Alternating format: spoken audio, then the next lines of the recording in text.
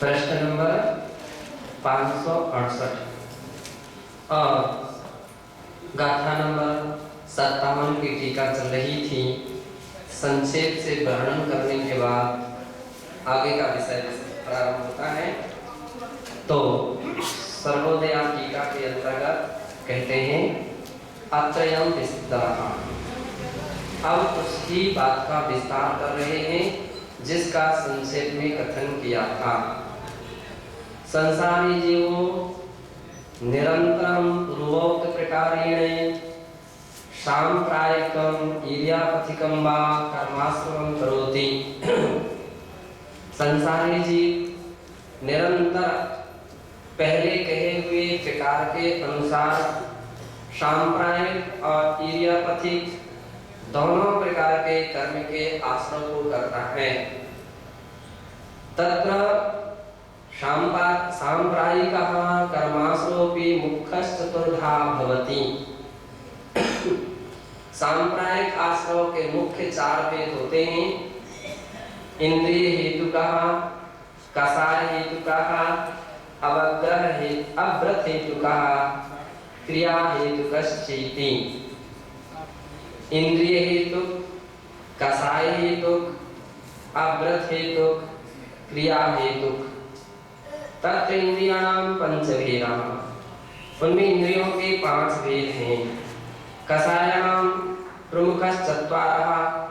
कषायों के प्रमुख 4 भेद हैं। अव्रतानां पंचभेदाः। अव्रतों के 5 भेद हैं। तथा क्रियाणां पंचविंशति भेदा भवन्ति। क्रियाओं के 25 भेद होते हैं। इति तत्त्वार्थ सूत्रे उक्तम्। ऐसा तत्त्वार्थ सूत्र के 6वें अध्याय के 5वें सूत्र में कहा है। इंद्रिय कषाया प्रक्रियाः पंचविंशति संख्याः पूर्वस्य भेदाः।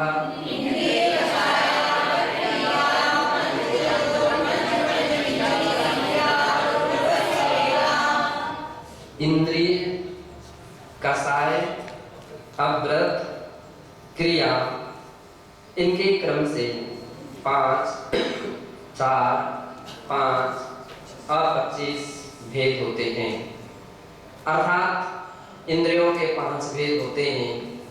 5 प्रकार की इंद्रियां होती हैं। कौन कौन सी? ये 5 इंद्रियों के भेद हैं। और कषाय चतुः, कषाय के कितने भेद होते हैं? 4। कौन कौन से? ये 4 भेद होते हैं।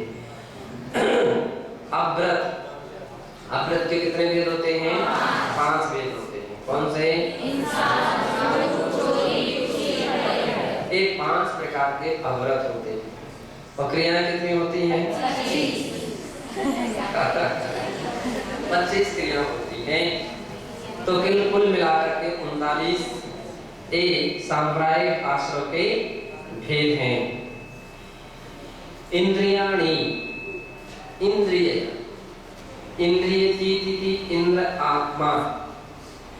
इंद्रिय इंद्र शब्द से बनती है और जो आज्ञा और ऐश्वर्य वाला होता है उसे इंद्र कहते हैं। इंद्रतीति इंद्रा, आज्ञा देने में जो कुशल होता है। देवों में आज्ञा जिसकी चलती है तो इंद्र है। इंद्र की आज्ञा चलती है, सभी की आज्ञा नहीं चलती है। ईश्वरीय, ईश्वरीयशाली, ईश्वरीय इंद्र का होता है। बाकी के लोग तो सब इंद्र के परिवार हैं। इंद्र सामान्य इत्यादि वे सब उनके परिवार हैं। मालिक नहीं है। मालिक कौन है? इंद्र है। वो उसका मालिक है, उसकी आज्ञा चलती है। वो विभिन्न प्रकार से आज्ञा दे सकता है और हर व्यक्ति उसकी आज्ञा को स्वीकार करते हैं। अन्य एक दूसरे की आज्ञा नहीं चल सकती है। आमतौर पर जैसे कोई संघ में कोई दूसरा व्यक्ति मेरी आज्ञा है कोई कहे तो मालूम चल जाएगा उसको तुम्हारी आज्ञा है तो कैसी होगी। कोई पालन करेगा क्या? नहीं करेगा। क्यों? तुम्हारी आज्ञा है ना, गुरु की आज्ञा कहो तब तो पालन करने के लिए व्यक्ति तैयार है, लेकिन तुम्हारी आज्ञा है तो उसकी तुम्हारी आज्ञा पालन करने योग्य नहीं होती है। संग जैसे जैसे संग में गुरु की आज्ञा प्रधान होती है। ईश्वरीय, अब ईश्वरीय जितना भी वैभव का अधिपति होता है वो कौन होता है? इंद्र होता है। ईश्वरी का अधिपति इंद्र होता है। भली सामान्य इंद्र की समानता रखने वाले देव हों, लेकिन वे अधिपति नहीं हो सकते, वे नहीं हो सकते। वे तो उसमें माता पिता की तुल्य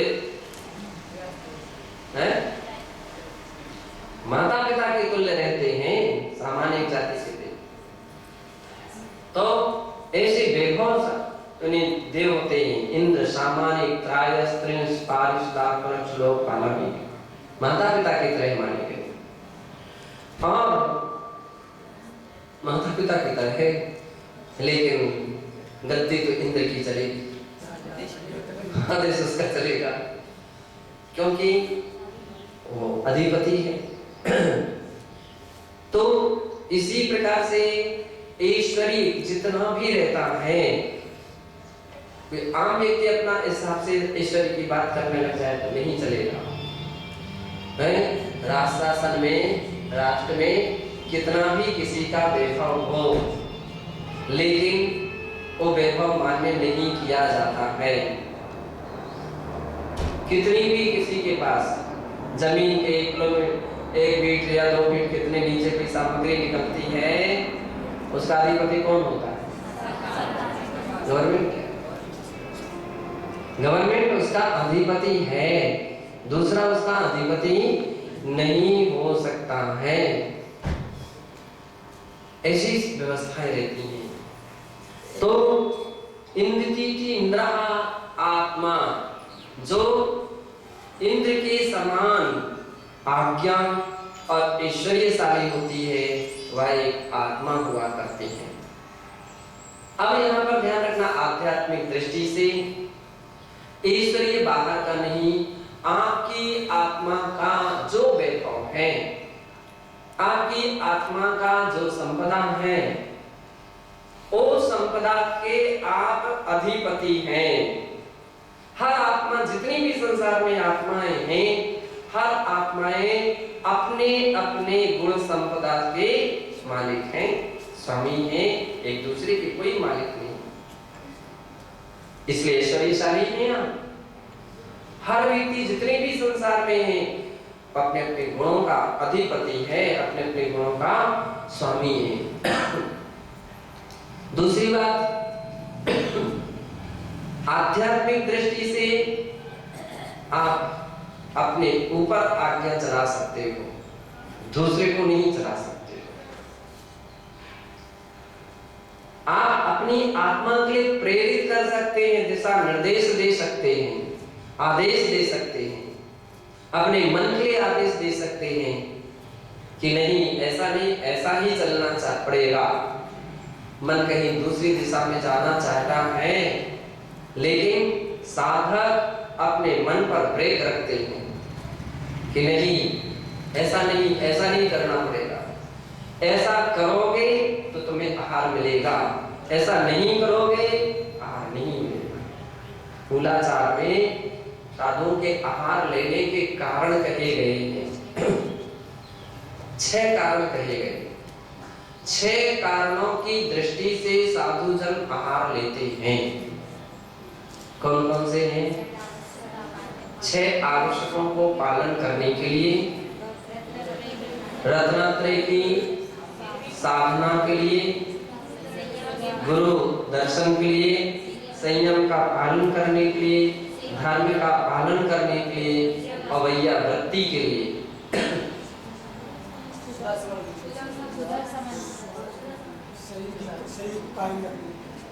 शरीर की स्थिति के लिए। इस प्रकार से एक कारण कहे गए हैं, इन कारणों से आहार लेते हैं। यदि ये सब कुछ कर सकते हो तो आहार लेने के लिए उठिए, अन्यथा साधु अपने मन के लिए आदेश भी आहार नहीं दिया जाएगा। जब तक इन क्रियाओं को करने में शरीर सक्षम रहेगा तब तक ही हम शरीर के लिए आहार देंगे। जिस दिन ये सामर्थ्य नहीं रहेगी उस दिन से शरीर के लिए भोजन नहीं देंगे। ऐसी उनकी प्रतिज्ञा है, ऐसी प्रतिज्ञा, इसलिए वो आहार कर रहे हैं। तो ये बतला रहे हैं अपने आप के लिए तो आदेश दे सकते हैं, अपने मन के लिए आदेश दे सकते हैं, अपने मन के लिए आदेश दे सकते हैं, अपनी इंद्रियों के विषयों पर आदेश दे सकते हैं। तो ये आध्यात्मिक प्रवृत्तियां होती हैं।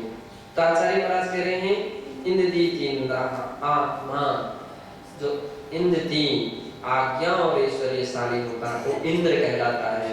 और यहाँ पर इंद्र यानी आत्मा, तस्लिंगम इंद्रियम, संसारी आत्मा के जो चिन्ह होते हैं वे क्या कहलाते हैं? इंद्रियां कहलाती हैं। संसारी आत्मा की पहचान है ना? एक इंद्री, इसके अंदर स्पर्शन इंद्री पाई जा रही, वो एक इंद्री। स्पर्शन और रसना दो इंद्रियां पाई जा रही तो दो इंद्री। स्पर्शन रसना घ्राण एक तीन इंद्रियां पाई जाती वो तीन इंद्री। स्पर्शन रसना घ्राण चक्षु ये चार इंद्रियां पाई जाती वो चार इंद्री, जिसके अंदर में स्पर्शन रसना घ्राण चक्षु और कर्ण ये पांचों इंद्रियां पाई जाती है वो पंच इंद्रिय भूमि। तो वो पंचेंद्रिय जीव कहलाते हैं। तो इस प्रकार से यहाँ अच्छा तो ओ इंद्र की अथवा इंद्र की एक प्रकार की परिभाषा है।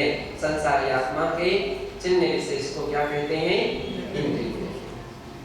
ज्ञान स्वभावस्य आत्मन ज्ञानावरणस्यो समेसति स्वयमर्थान् गृहीतुम् असमर्थस्य अर्थोपलब्धि लिंगम एव इंद्रियम इत्यर्थः। कह रहे यह स्वभावस्य आत्मन, यह स्वभाव अर्थात